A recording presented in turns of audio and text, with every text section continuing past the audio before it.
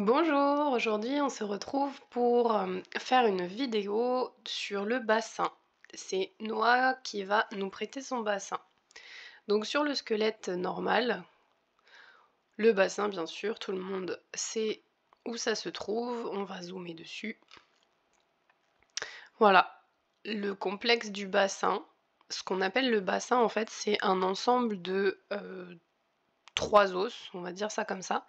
C'est les os iliaques, d'accord?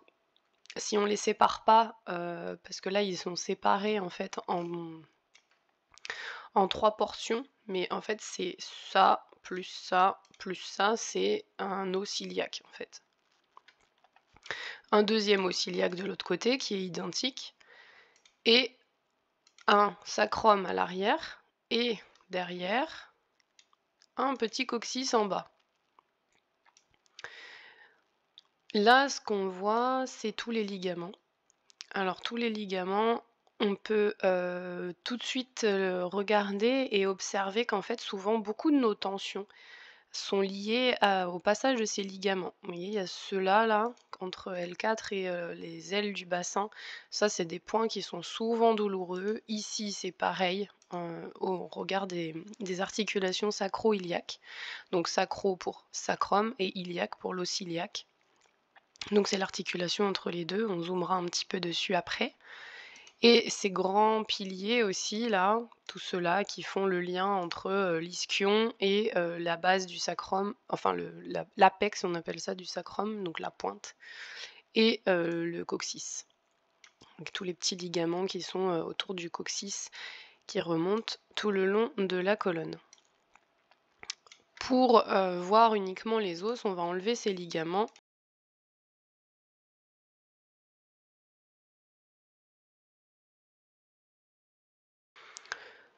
On va zoomer, donc là on est en vue postérieure, on va zoomer sur l'articulation des sacro-iliaques. On en entend, je pense, vous me direz là si c'est vrai ou faux, après moi c'est forcément une déformation professionnelle, mais il y a beaucoup de choses qui sont dites dessus. Enfin c'est un endroit où on est source de plein de douleurs, de pathologies.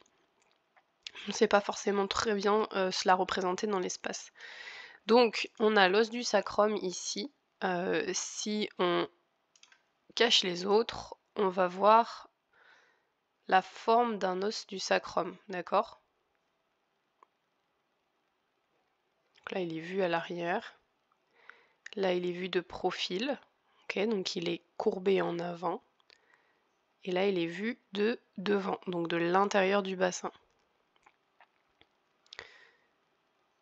Il y a tous ces petits trous qui sont des sorties osseuses, qui sont des sorties nerveuses.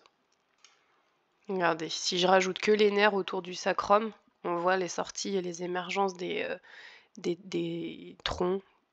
Je sais pas si on appelle ça des troncs au final. En tout cas, voilà, c'est des nerfs.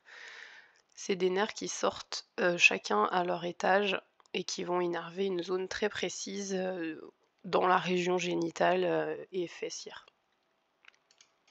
Ce qu'on peut dire d'autre sur le sacrum, quand on le regarde de profil, c'est qu'on va pouvoir voir son articulation ici, là, sur le côté. Donc si je vais en dessiner le contour, ça fait comme un L un petit peu incliné, qui est du coup la surface articulaire de l'articulation sacro-iliaque en fait.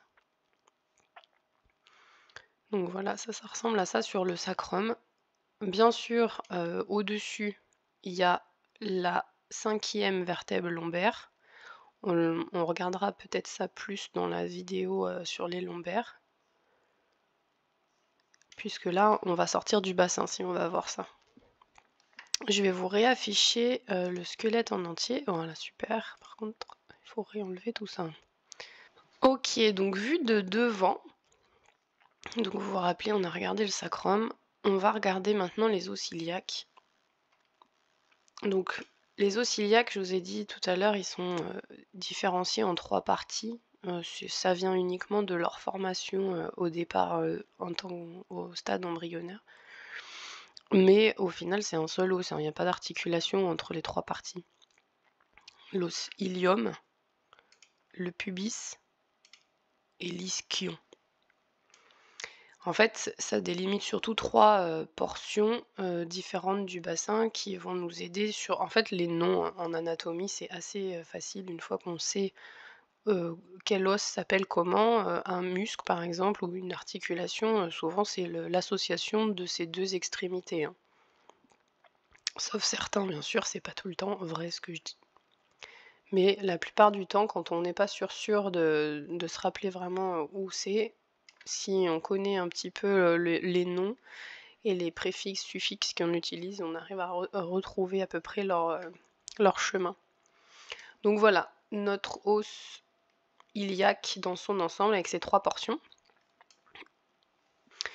Si on regarde, les points qu'on peut sentir quand on est, en chair et qu'on veut se palper, on va pouvoir sentir cette zone-là, donc qui, fait partie de l'os iliaque, hein, d'accord? Mais qui va être, très proche de la sacro-iliaque. Puisqu'en fait, finalement, la sacro-iliaque, elle est en profondeur dessous. On ira la voir, du côté iliaque tout à l'heure.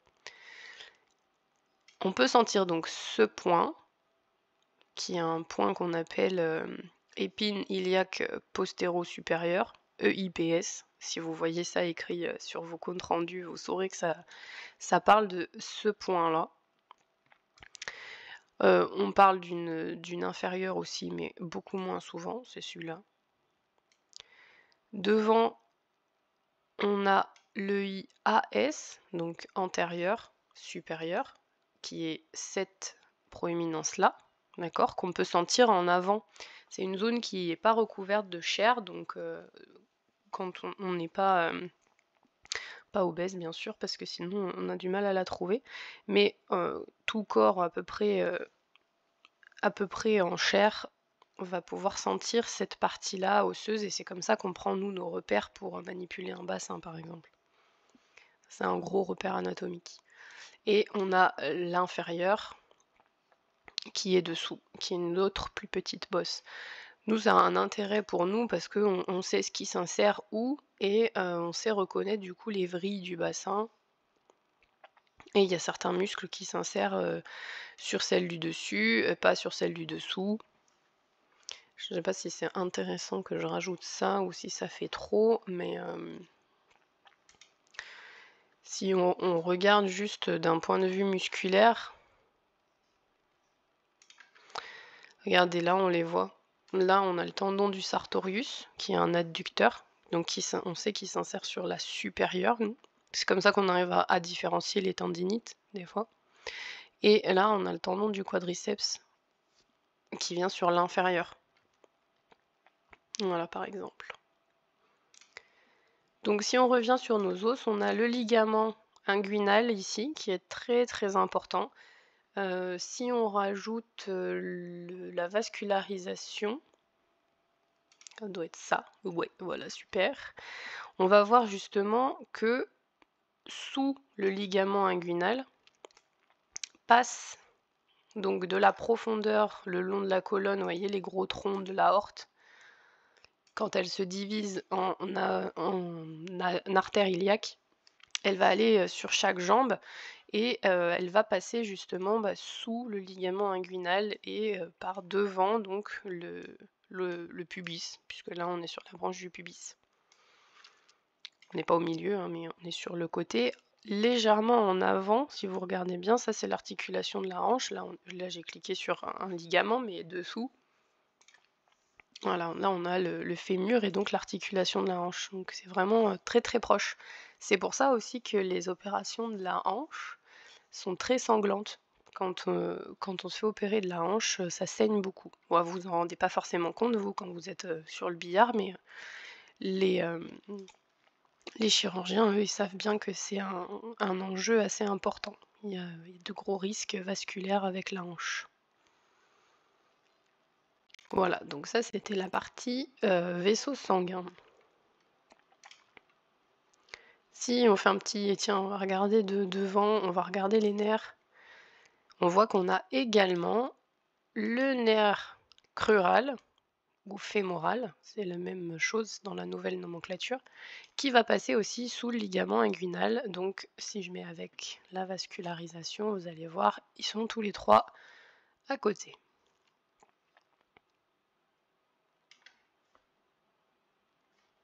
Donc le nerf crural, c'est celui qui va descendre après dans l'avant de la cuisse.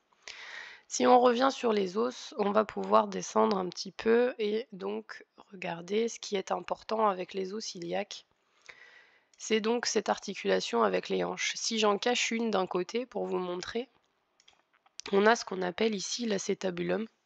Pas très important de retenir son nom, mais des fois si vous le croisez sur vos comptes rendus, vous pourrez savoir ce que c'est. Donc c'est cette fosse qui fait partie de l'articulation de la hanche. Et si vous regardez, tiens, vu sur ce logiciel, c'est intéressant, on voit que ça mélange les trois parties, les trois portions des trois portions des os du bassin. Voilà, donc articulation de la hanche en dessous. Et je ne peux pas la remettre, sauf si je fais ça. Ouais, voilà. Oh merde, il y a tous les ligaments.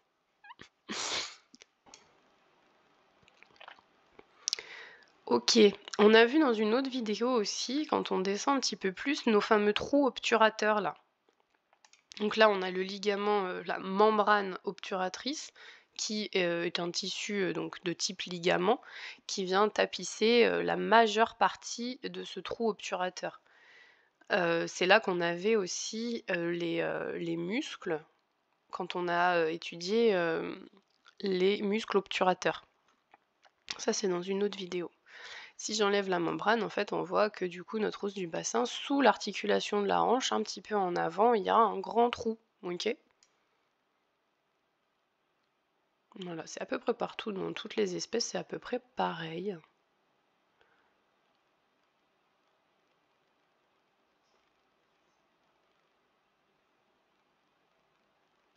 Voilà, vu dans tous les sens. Devant, on a l'articulation entre les deux branches pubiennes, qui s'appelle la symphyse pubienne. La symphyse pubienne, c'est une petite articulation, une articulation particulière qui en fait est très élastique, mais pas non plus très mobile. C'est-à-dire qu'elle va supporter des petits mouvements, genre cet os-là, il veut descendre, celui-ci, il veut monter parce qu'on n'est pas tout à fait dans la même direction avec les jambes. Et ben, la symphyse, elle va faire le lien entre les deux, mais elle va pas avoir un grand débattement. Elle va juste se torsader un petit peu et c'est comme un peu un disque. C'est comme un peu un disque, ouais. Voilà, en fait, c'est juste un tissu élastique, un petit peu cartilagineux, qui fait le lien entre les deux os pubiens. Donc ça, c'est ce qu'on pouvait dire sur le bassin. Et il nous reste notre petit os du coccyx, si on peut dire deux mots dessus, qui est sous le sacrum, d'accord? Donc il y a beaucoup de ligaments encore, hein. Et voilà, ça c'est l'os du coccyx, il a cette forme, il a cette tronche, c'est le petit reliquat des queues des mammifères, hein. Nous, elle a dégénéré et on a un mélange entre 3 et 5 vertèbres qui se sont soudées en fait. C'est pour ça qu'on voit des strates comme ça. Officiellement, chez l'être humain, le rôle du coccyx, il est assez insignifiant.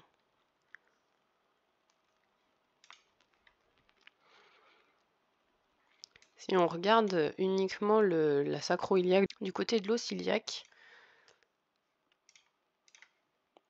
voilà. Donc ça, c'est l'os iliaque en entier, ok?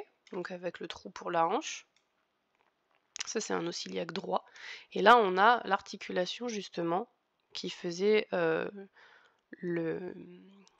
qui s'emboîte avec le sacrum. Elle n'a pas non plus un très grand mouvement, ok? Mais c'est souvent un peu en pression, et quand on dit qu'on a le bassin coincé, c'est souvent ici. Et voilà un petit peu ce qu'on pouvait dire sur le bassin au niveau anatomique. Merci pour votre écoute. Connaître son corps pour mieux le comprendre.